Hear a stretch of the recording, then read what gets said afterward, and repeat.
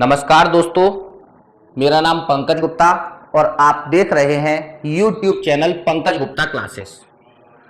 दोस्तों, आज की क्लास में हम लोग मौर्योत्तर काल के अंदर कुषाण साम्राज्य और शुंग वंश के बारे में पढ़ेंगे।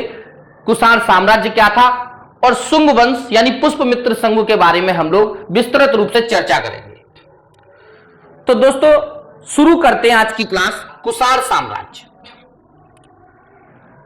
तो दोस्तों, ये कुषाण कौन थे, हमें सबसे पहले इसको समझना पड़ेगा।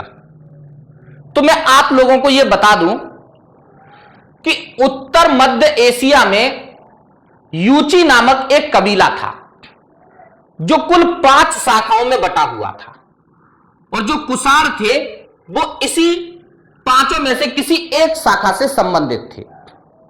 दोस्तों, जिस समय ये कुषाण लोग उत्तर मध्य एशिया में निवास करते थे, उस समय लगभग संपूर्ण मध्य एशिया और भारत के उत्तर भाग में या पश्चिमोत्तर भाग में शकों का साम्राज्य था। तो दोस्तों, इन भारत आने के क्रम में कुषाणों ने सबसे पहले इस मध्य एशिया से शक साम्राज्य को तहस नहस किया और उसके बाद हिंदुकुश पर्वतमाला को पार करके गांधार पर अपना अधिकार किया, और गांधार पर अधिकार करने के बाद लगभग संपूर्ण गंगा यमुना के दोआब पर इन कुषाणों ने अपना अधिकार स्थापित किया। तो दोस्तों, भारत आने के क्रम में इन्होंने सबसे पहले क्या किया, जो मध्य एशिया में शक साम्राज्य स्थापित था उस शक साम्राज्य को तहस नहस किया। उसके बाद हिंदुकुश पर्वतमाला को पार किया, गांधार पर अपना अधिकार किया, और उसके बाद लगभग संपूर्ण उत्तर भारत जिसमें गंगा यमुना का दोआब क्षेत्र था उस पर इन कुषाणों ने अपनी सत्ता स्थापित की। तो दोस्तों, इस तरीके से देखा जाए तो उत्तर मध्य एशिया से लेकर के और गंगा यमुना के दोआब तक लगभग इस पूरे संपूर्ण क्षेत्र पर इन कुषाणों का साम्राज्य था। दोस्तों, ये जो साम्राज्य था ये इतना बड़ा था कि इसमें आज के 9 देश समा जाएंगे। पूर्वी सोवियत संघ,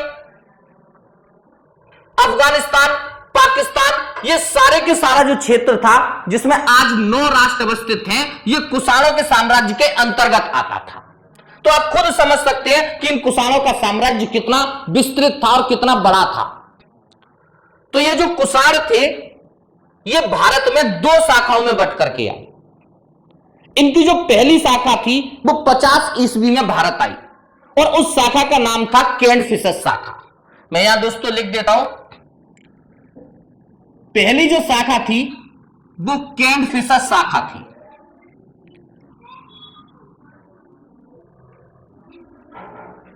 यह शाखा 50 ईस्वी में भारत आई थी, और दोस्तों इस शाखा में कुल 2 शासक हुए, जिनमें सबसे पहला शासक था कुजलू कैंटफिशस,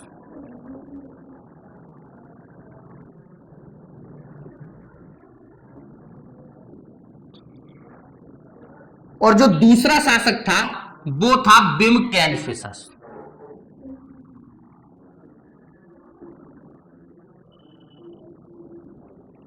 दोस्तों, जो कुजलू कैंटफिशस था इसने भारत में तांबे के सिक्कों का प्रचलन किया, और इसके एक तांबे के सिक्के से खरोष्टी लिपि में हमें महाराजाधिराज की उपाधि प्राप्त होती है। यानी एक सिक्का मिला है कुजलू कैंटफिशस का जो तांबे का है, और उस तांबे के सिक्के पर महाराजाधिराज की उपाधि इसने धारण की हुई है, वो दर्शाया गया है। तो दोस्तों, इस आधार पर जो हमारे इतिहासकार हैं वो ये अनुमान लगाते हैं कि इन कुषाणों ने भारत में क्षत्रप शासन प्रणाली को स्थापित किया था। दोस्तों, क्षत्रप शासन प्रणाली क्या थी इसके बारे में मैं आपसे डिस्कस करूंगा, लेकिन आप लोग ये समझ लीजिए कि ये जो कुजलू कैंटफिशस था इसका जो हमें एक तांबे का सिक्का प्राप्त हुआ है उससे हमें महाराजाधिराज की उपाधि प्राप्त हुई है जो खरोष्टी लिपि में लिखी हुई है। इसके बाद इसका जो बेटा था बिम कैंटफिशस, वो इस कैंटफिशस शाखा का शासक बना। दोस्तों, इसने अपने शासन काल के दौरान भारत में सोने के सिक्कों का प्रचलन किया।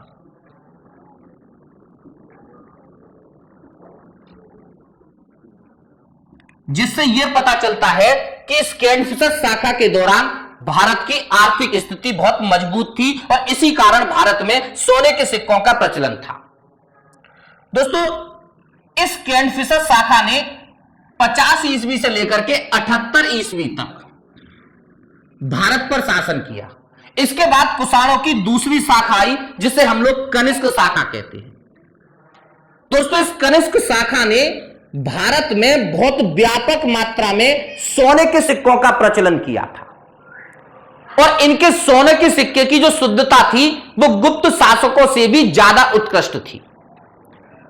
आपको पता होगा कि भारत में सबसे ज्यादा जो सोने के सिक्कों का प्रचलन था वो गुप्त काल में हुआ है, लेकिन कनिष्क के शासनकाल के दौरान या कनिष्क शाखा के शासनकाल के दौरान जो सोने के सिक्कों का प्रचलन हुआ था, उन सोने के सिक्कों में सोने की जो शुद्धता थी वो गुप्त शासकों से भी ज्यादा अधिक उत्कृष्ट थी।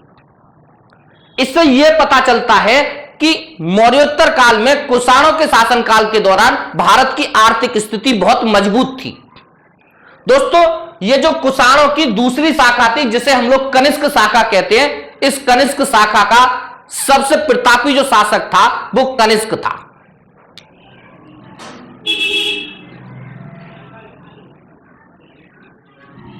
दोस्तों, कनिष्क को भारत के बाहर, ये चीन है, भारत के बाहर कनिष्क ने चीन पर भी आक्रमण किया था, लेकिन चीन के शासक के द्वारा कनिष्क को हार का मुंह देखना पड़ा था और इसी वजह से कनिष्क ने चीन पर आक्रमण करना बंद कर दिया और भारत में ही अपने साम्राज्य क्षेत्र को विस्तारित किया। कनिष्क ने भारत में या अपने साम्राज्य क्षेत्र में 2 राजधानियां स्थापित की थी। इसकी पहली राजधानी थी पुरुषपुर,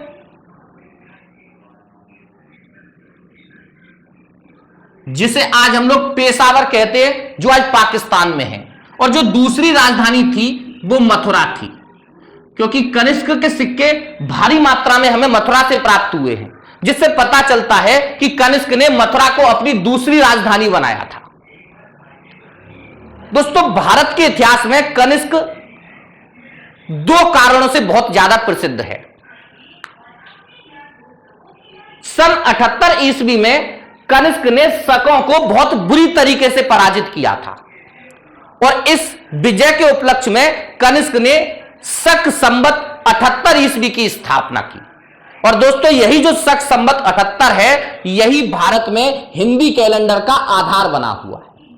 तो मैं यहां लिख देता हूं, शक संवत 78 की जो स्थापना है,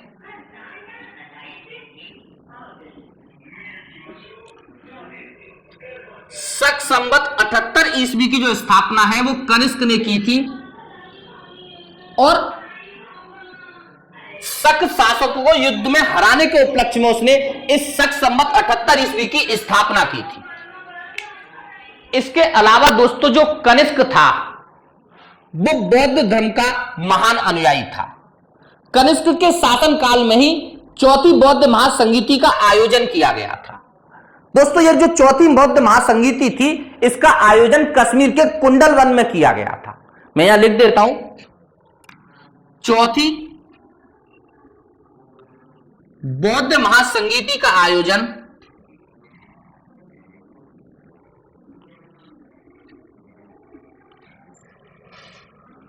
कनिष्क के शासनकाल में कश्मीर के कुंडल वन में किया गया।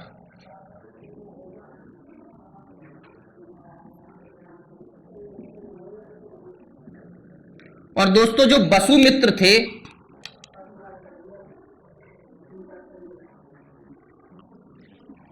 वो इस चौथी बौद्ध महासंगीति के अध्यक्ष थे। एक चीज और दोस्तों, इसी चौथी बौद्ध महासंगीति में जो बौद्ध धर्म था वो हीनयान और महायान शाखा में विभाजित हुआ। इसी चौथी बौद्ध महासंगीति में महाभिभाषा नामक पुस्तक की रचना की गई। और दोस्तों, यही जो बौद्ध धर्म ग्रंथ है महाभिभाषा, इसी को बौद्धों का रामायण कहा जाता है। जो कनिष्क था वो बौद्ध धर्म की महायान शाखा का अनुयायी था और उसने अपने शासनकाल के दौरान महायान शाखा का संपोषण किया। तो दोस्तों, ये था कुषाण साम्राज्य। अब हम लोग शुंग वंश के बारे में पढ़ लेते हैं। यह शुंग वंश क्या था? तो दोस्तों यहां पर यह जो मगध का क्षेत्र है, इस क्षेत्र में शुंग वंश की सत्ता थी और इसका सबसे प्रसिद्ध जो शासक था वो था पुष्पमित्र शुंग।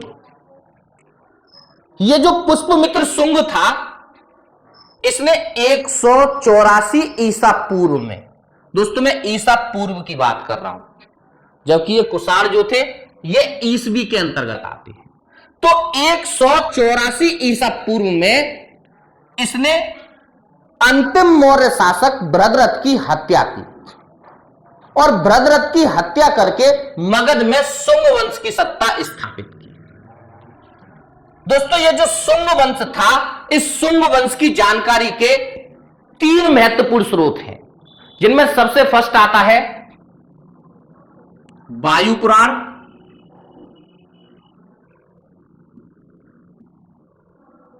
सेकंड मत्स्य पुराण,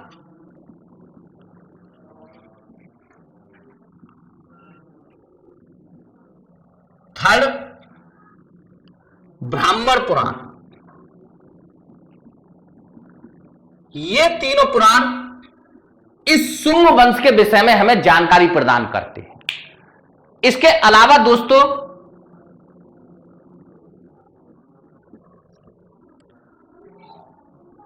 पतंजलि द्वारा जो प्रसिद्ध पुस्तक लिखी गई है जिसका नाम है महाभाष्य,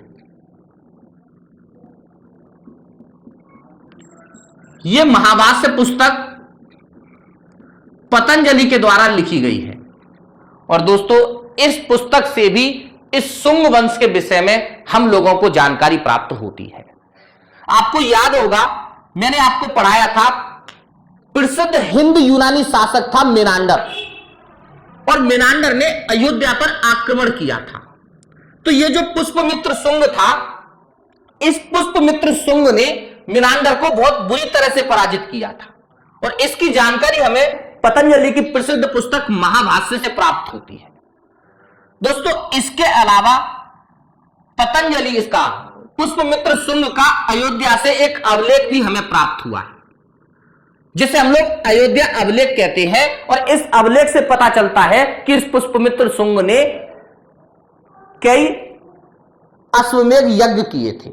उसके अश्वमेध यज्ञों की जो जानकारी है वो इसके अयोध्या अभिलेख से हमें प्राप्त होती है। दोस्तों ये जो पुष्पमित्र शुंग था, इसके प्रारंभिक जीवन के विषय में हमें कोई बहुत ज्यादा जानकारी नहीं है। इसके बारे में सिर्फ यही पता है कि यह भद्रथ के राज्य में कोई अमात्य के पद पर था और इसने धोखे से भद्रथ की हत्या करके मगध पर शुंग वंश की सत्ता स्थापित की थी। दोस्तों शासक बनने के बाद इस पुष्पमित्र शुंग ने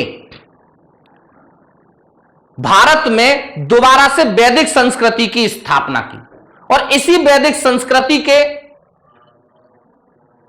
स्थापित करने के उद्देश्य के पीछे इसने भारत में अश्वमेध यज्ञ किया था। इस पुष्पमित्र शुंग को बौद्धों का हत्यारा कहा जाता है। इसने हजारों की संख्या में बौद्ध भिक्षुओं की हत्या की और इसके अतिरिक्त 84,000 बौद्ध स्तूपों को इस पुष्पमित्र शुंग ने नष्ट किया था और इसी कारण इस पुष्पमित्र शुंग को बौद्धों का हत्यारा कहा जाता है। इस शुंग वंश में कुल 10 शासक हुए, जिसमें जो 9वां शासक था उसके शासनकाल में एक यूनानी राजदूत, यवन का राजदूत हेलियोडोरस मध्य प्रदेश आया था और दोस्तों उसने मध्य प्रदेश के विदिशा में गरुड़ स्तंभ की स्थापना की है। यह जो गरुड़ स्तंभ है यह हिंदू संस्कृति का सबसे प्राचीन स्मारक मानी जाती है। दोस्तों इसके अतिरिक्त शुंग वंश के विषय में और कोई खास जानकारी भारत के इतिहास में नहीं है। तो यह था आपका शुंग वंश, आप लोगों को समझ में आ गया होगा। कुषाण साम्राज्य आपको समझ आ गया होगा और शुंग वंश आपको अच्छे से समझ में आ गया होगा। दोस्तों नेक्स्ट क्लास में हम लोग इन कुषाण साम्राज्य की शासन पद्धति, राजनीतिक व्यवस्था, सामाजिक स्थिति और इसके साथ साथ हम लोग इनकी धर्म पर भी चर्चा करेंगे। तो दोस्तों मैं उम्मीद करता हूं आपको यह क्लास पसंद आई होगी। दोस्तों क्लास पसंद आई हो तो लाइक करिए, सब्सक्राइब कीजिए और दोस्तों कमेंट जरूर कीजिएगा। थैंक यू दोस्तों, धन्यवाद।